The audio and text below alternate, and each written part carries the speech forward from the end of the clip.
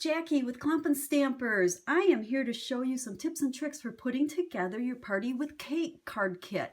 This kit is so much fun. I especially like the thinlits that come with it. And you know what's great about these is they really don't have to necessarily go with the stamp set. They're going to be great to use with all kinds of ones. But anyway, let's jump right in. And the first thing I want to do is just talk about how to use the thinlits. You can see how that makes a pop-up for the inside of the card here. So a couple of tips. You're going to want to use your magnetic platform. It'll just keep everything in place. And then I found that if you score your cardstock, I'm not quite sure you can see that score in there. It's scored here. It will make actually, when you go to fold this, work a whole lot easier. But the trick here is, so I scored on this side, so my card's going to fold this way. Okay, but I don't want to fold it yet. I want to set it down on here, and then we're going to use the happy birthday. And these have little tabs. So there's a tab here, and this other one is kind of buried. But those two tabs are what you want to line up on that fold line. So I'm going to put them right on there. And this is where that magnetic plate works really well. So I'm lined up there, and I'm lined up there. Put the other plate on top. Remember, magnetic plate, plastic plate, cardstock, thinlet, and then plates. You can see how well used my plates are, and we're gonna just roll this through. Sorry about the moving of the video. That's why I don't like to use the Big Shot. My table's not real stable here. So let's just get that out of the way, and we'll pull this apart.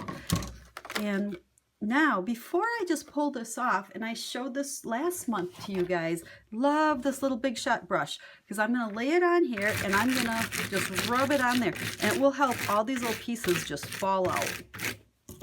So I can pick this up. You can see how easy that comes out of there now. Once in a while, there's a few more that I have to poke out, so I just like to use my little piercing tool. So we'll pop that one out, that one out. Guess we had a few of them. I must not have rubbed hard enough with the Big Shot brush on this one. I didn't want to shake things too bad for you. So let's just get all of those out of there. I'll find a little A. Okay. So really it's pretty simple. Now, here's your little trick. Okay, this is going to pop forward. Okay, let's roll up the sleeves there. That was kind of in the way. So we're going to start it going forward. And then I found what I want to do is bring my hands right out to where these creases are.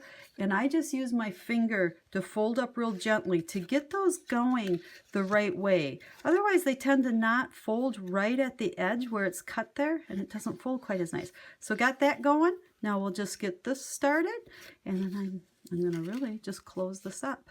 And we'll pinch it there, we'll pinch it there, and voila, that's all that there is to doing this. Now, I'm not going to make this whole card, but I want to show you, once this is folded, the easiest way to put this together is I lay it on here. I'll put a strip of adhesive on this side, get it tucked in there really nice in that seam, and then just fold it over and rub that adhesive. Then I'll flip it, add some adhesive right along here, and once again, and I kind of start at the fold here and smooth it out and fold it over, and it'll hold really well. Now, once you put these together, if you're using the same side for inside and outside, sometimes they don't fit exactly, depending if you get it in there a little bit crooked or just because of the folds. So then what I tend to do is I'll take it to my paper cutter. Here you can see I have a little white sticking out, which is typically the case, and just trim it off a little bit. And it's that simple to make a pop-up card. So let's look at the cards in your card kit. Number one, okay, has the pink, what I just showed, and then when you open it up, there's the white. Now you'll notice we got lots of pieces going on here. They're all in your card kit, but it's very simple to do. You know, big thing here with the words is you're going to stamp it once on white, stamp it again on the mint, and then cut out just the celebrate part and layer it on there. And on the inside, I've already punched the balloons for you because that wasn't part of your bundle that you purchased. And then just use a black marker to do some little squiggles there for your strings. And the rest is pretty self-explanatory. The instructions should be pretty clear. Bitty banner is what I use to cut out Let's Party. I know many of you have it. If you don't have it, it's just a framelit, then go ahead and just cut it by hand. It's super simple. So that would be card number one in the card kit this month. And here we have card number 2. Now, not a whole lot to tell you again because the inside is the happy birthday. The only real difference is I cut this a little bit smaller, so you got the black background around it. The front, just random stamping. On these pieces, I did use a triple banner punch if you have it. If you don't, just go ahead and use your scissors to do the little fishtail at the end. Same thing within the inside. What I do want to show you with this one is just a little trick for that bow. You're going to do bows like this on a couple of them. But I just take my baker's twine and I always cut it plenty big so you're not struggling to cut too much. And just tie a real simple bow, okay? And then just mess with it, get it to where you want it. You know, snug it up, pull it to the size you want, then just use your scissors and trim these off. But then I like to stick it down with glue dots. So we'll just open the glue dots up here into the next dot, which is right there. You can take your bow and stick it on there and kind of mash it into that glue dot, pick it up, and there's my glue dot. So it's ready just to stick on my card, and it stays fabulous. They stay really well that way. So glue dots are awesome for little things like that. So there you have it, card number 2 in your card kit. And here we go with card number 3. Now this time I used the Thinlit a little bit differently. I actually cut the happy birthday part out to put it as a layer on the front of the card. Real simple to do. Don't fold your cardstock, okay? Don't score it or anything, and just go ahead and put the happy birthday on the scrap of cardstock, cut it out, and then afterwards, okay, you won't have this little fold here, but you can take your scissors and you're gonna just trim this out. So we can cut off at the happy and at the B, and you know, cut the other ends so you will get just the happy birthday part. There's that bow again on with a glue dot. I did use the itty bitty banner again, so again, just use the scissors if you don't have that one. Now on the inside, we've introduced the other Thinlit that comes with this. And I'm sorry, I tend to call them Thinlits or Framelits interchangeably. I never remember which one's which. I think this one's actually a Framelit. So this time, it's the exact same idea. You're gonna wanna score. Okay, you can, I don't know if you can see the score lines there. I already ran it through, and then I saved this part to show you because I love this little brush. So we're gonna just rub it over that, and then this should pick up real easy. Now with this one, there are a lot of little confetti pieces that tend to want to be poked out. If you feel like your Big Shot's not cutting it really well, this one, actually I should have run this one through twice. A lot of times I'll just run it through the Big Shot one way, run it back through the other way, and you're going to get a much better cut on there. Or you can use the precision plate. That works really well too. The only disadvantage is it doesn't hold it in place for you. So you get the idea. Pick all of these out and it's going to work the exact same way. And then I just stamped "It's Your Day" on there.